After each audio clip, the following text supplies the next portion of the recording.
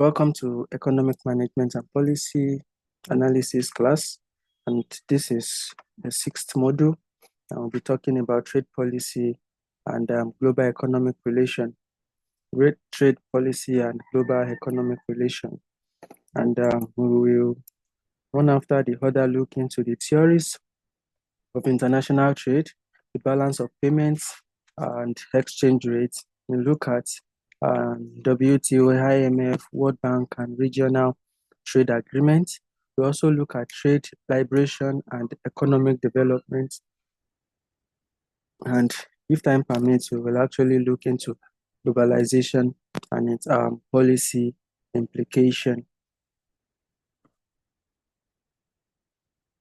Trade policy encompasses the law, regulation, and agreements government use to govern international trade, and global economic relation describe interaction among countries through the flow of government services, capital, and labor.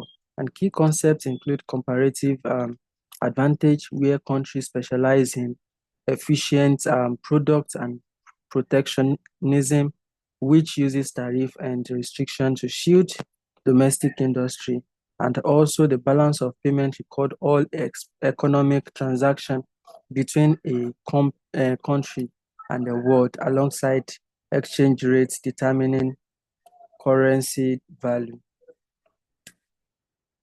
And institutions like WTO, IMF, and World Bank provides platform for cooperation and stability.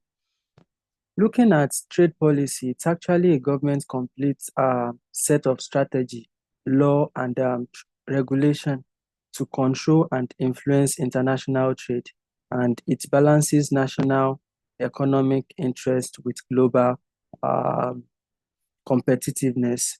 And features of trade policy include, though they are not limited to this, but they include: one, government-oriented, that is, it is formulated and implemented by government, reflecting national economic priority.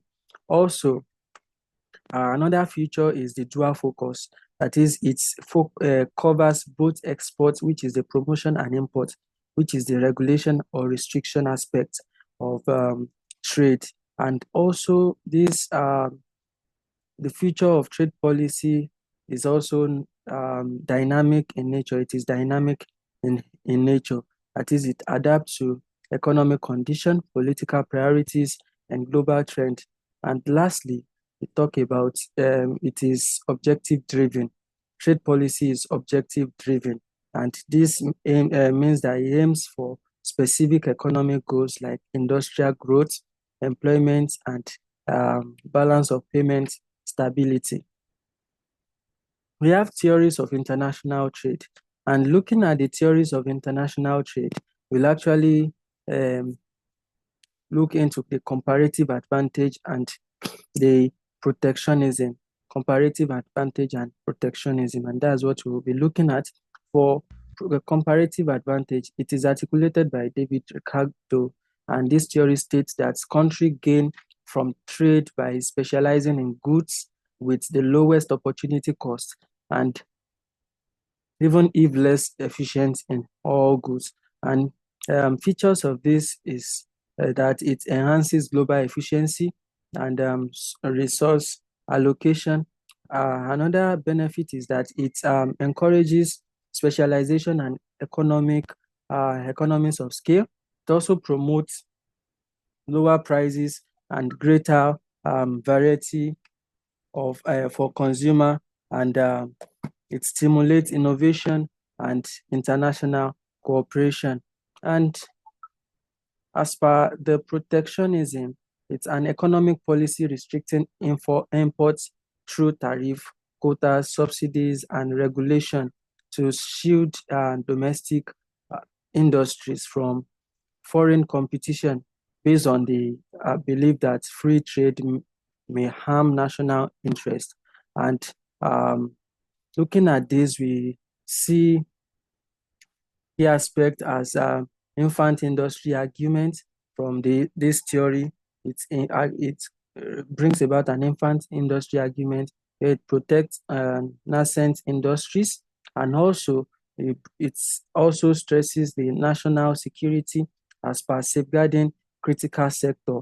Also, it looks into the employment preservation where um, domestic jobs are being protected, and also the balance of payment stability in talking about the reducing of trade deficit, and it also focus on fair competition, that is counteracting unfair trade practices. What are the cost of criticism of protectionism? The first one is economic inefficiency, and this deals with shelter inefficient industry, discouraging innovation and leading to resource misallocation. Another is it is being criticized for higher consumption price. It is also criticized for risk retaliation in terms of the fact that it may lead to trade war, disruption, global commerce, and also a stiff-led innovation, which means that lack of international competition can lead to complacency and technological stagnation. Looking at balance of payments, this is actually a comprehensive financial statement recording all economic transactions between a country and the rest of the world, indicating a national economic position. And for this, it has a component, two components, which which are current accounts and the capital and financial account. For the current account, it tracks trade in goods, services, primary income, and secondary income. And for the capital and financial accounts, it records transactions involving financial assets and liability, including the FDI, portfolio, investment, and reserve assets. Looking at the exchange rate, you see that it's the price of one currency in terms of another, influencing trade cost, capital flow, and macro stability. And this can be seen, we can actually see it in terms of fixed exchange rate, floating exchange rate, and for fixed exchange rate, currency pegged to another, maintaining and it's maintained by central bank intervention. And for the floating exchange rate, it is determined by market supply and the demand without direct intervention. And in managing the float, market determined with occasional central bank intervention. And what are the factors that influence exchange rate? The first is inflation differentials, also interest rate differentials. Another is the balance of payments position. Another is the political and economic stability. And the last is the speculation. And currency appreciation makes exports more expensive and imports cheaper, while depreciation has the opposite effect. Looking at the global economic institution aspect, international organization plays a crucial role in shaping global trade and financial stability. And looking at the aspect of World Trade Organization, they are there to regulate trade, provide a form of a forum for negotiation, settle disputes, and also provide or promote free trade.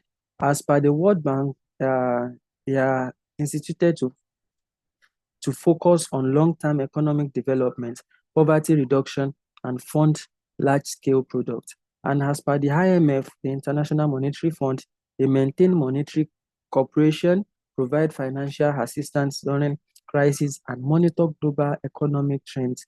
And lastly, for the regional trade agreements, these are treaties between countries within the region to reduce trade barrier and foster close economic cooperation. An example of institutions under these are the EU, the USMCA. For the trade liberalization, it actually involves removing or reducing trade barrier to allow free flow of goods and services and this is aimed for greater efficiency and global integration. And what are the potential benefits to be derived? The first is economic growth. Also, there is access to market. Also, there is technological transfer, that is facilitation of FDI, bringing new technology and skills. Also, there is consumer welfare, brings about consumer welfare, and this is lower cost and increasing varieties, and it also reduce poverty or as such. And the challenge are there, which also form the criticism, and these are the industrialization risk, unequal gain, external vulnerability, widening inequality, and dependency on imports. The globalization and its implication. When we talk about globalization, it signifies increasing interconnectedness of economies, societies, and culture, driven by technology and liberalized policy. Key dimensions of globalization include the economic growth, innovation and technology transfer, the poverty reduction, and the cultural exchange. And as they have been explained there, for the cultural exchange, it's actually a society benefit for cross-cultural interaction, leading to diversity. And for innovation and technology transfer, countries gain access to advanced technology, boosting productivity. And for poverty reduction, there is increased trade and investment, create job opportunity in developed nations. And for economic growth, access to larger markets encourages specialization and efficiency. In conclusion, we've been able to look at trade policy and global economic relations being a vital tool in shaping national and global outcome, balancing efficiency, competitiveness, and domestic theories. We've looked at theories of comparative advantage and protectionism. We've also looked at balance of payment. We've looked at the institutions such as WTO, IMF, World Bank, and regional trade agreements in a way that they foster cooperation and stability. And ultimately, effective trade policy requires a strategic balance between openness and protection, supported by strong institutions and complementary policies to ensure sustainable and inclusive economic development in an increasing interconnected world.